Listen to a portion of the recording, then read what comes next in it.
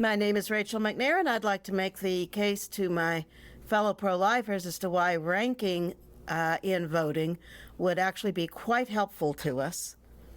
I'm going to start with the problem of pluralities.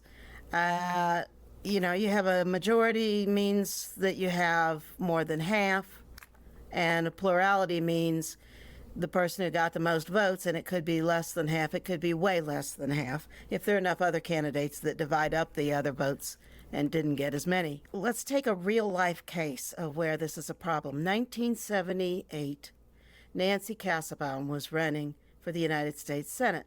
This was her first time. I mean, as an incumbent, obviously, she got elected over and over again, but her very first time, she won the primary with 30.5% of the vote. In other words, not as much as a third. But that was more than any other candidate because there were a lot of candidates. And she won the election, and Kansas had a pro-abortion senator for years. There were plenty of good pro-life candidates. There were plenty of people that voted pro-life. But they got caught up in our current system where the plurality winner wins. So what you would have with ranking is that the pro-life voter can pick one good pro-life candidate first, and then another good pro-life candidate second, and another good pro-life candidate third. And if the first one doesn't make it, their vote moves to the second one.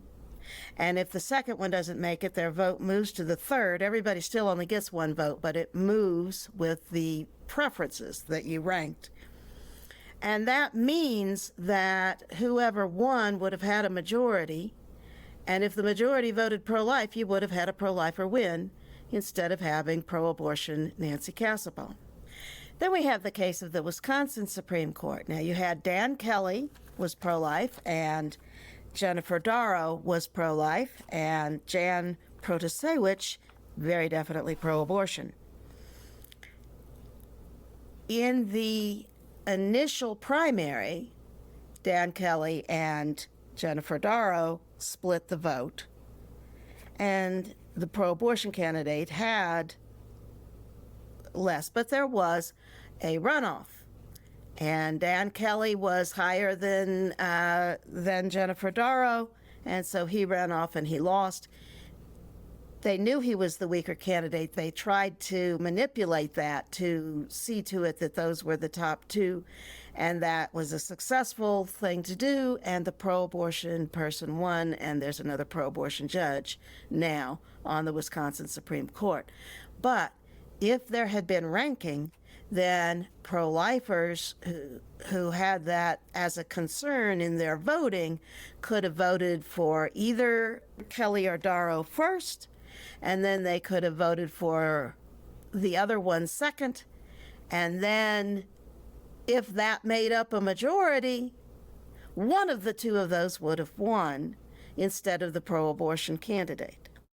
Now, it doesn't have to be a totally pro-abortion person that's the problem. You can also have a pro-lifer technically, but his or her heart isn't really in it, whereas other candidates really are solid on it. Or you could have a case of somebody whose heart may be kind of in it, but they're not very good at presenting the case to the public. Now, we have the case of Claire McCaskill in 2012. My fellow Missouri pro-lifers, it sticks in our craw, this whole case. She had a lock on the nomination because she was an incumbent, so she had her supporters go to the other primary and vote for her weakest challenger, did other things to promote her weakest challenger. The weakest candidate won with 39% of the vote, definitely less than half. So that shows that if Missouri voters had had the ability to say this electable candidate first and this electable candidate second and this one third, then the vote would no longer have been split up and allowing somebody with less than half the vote to win and go with Claire McCaskill. She won that election, and I think there's a good chance that if there had been ranking, then there would have been election defense to be able to have Republicans select the candidate that was actually the strongest candidate rather than somebody selected out by the opponent to be the weakest candidate. Now let's talk about the 2022 United States Senate races. There were hopes for having a majority pro-life Senate, but there were 3 races in which the pro-abortion person won because the pro-life candidate was actually quite weak. Here's what happened in the primaries in those races. In Arizona, the candidate won with 40.2%. In New Hampshire, with 37.1%. In Pennsylvania, with 31.2%. In other words, less than a third. So the party was putting forward somebody that was not selected to be their strongest candidate. There were people who voted for other pro-life candidates who didn't vote for these ones. So, they could be talked into doing it, but not these ones. The primary was designed to not select the best person because of how many people were running. And of course, that's a pretty arbitrary thing, how many other candidates decide to run. If you could have a situation where this pro-life candidate got a third of the first rankings and then a quarter of the second rankings, okay, that's now a majority.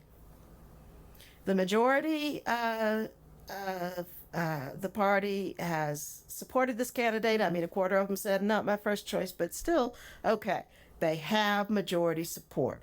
That means they're a stronger candidate. And furthermore, they can go into the election saying, hi, I have majority support from my party, which works a lot better than saying, I had a vote for me, I had a third of the vote in my own party.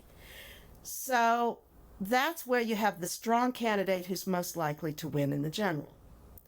If you have another candidate who gets a third of the votes for first ranking, but cannot attract second and third rankings, that should be ringing alarm bells that maybe this is a person that's not going to work very well for us in the general election.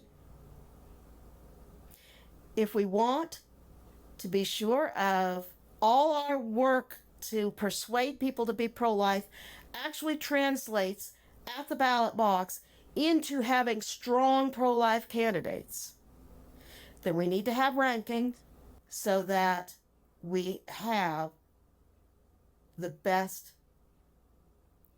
candidates and the best chance of winning.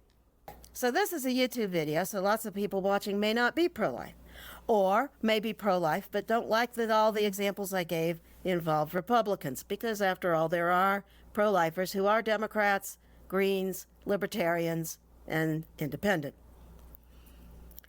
But the principle applies across the board. I mean, Democrats can also get their best, Greens and Libertarians can get their best candidates by virtue of having the majority of the support in their own party. I mean, it's the principle of the thing. Ranking doesn't magically help any group except one. It helps the group who are full of people sincere about a cause that they wish to persuade their fellow citizens to support them on. Because it means that you don't have all that persuasion work, which was so successful. You succeeded in persuading people, and all that goes down the drain because of the number of people who decided to run, or because there are people with money who know how to game the system. With ranking, you get much more of the will of the voters being translated at the ballot box.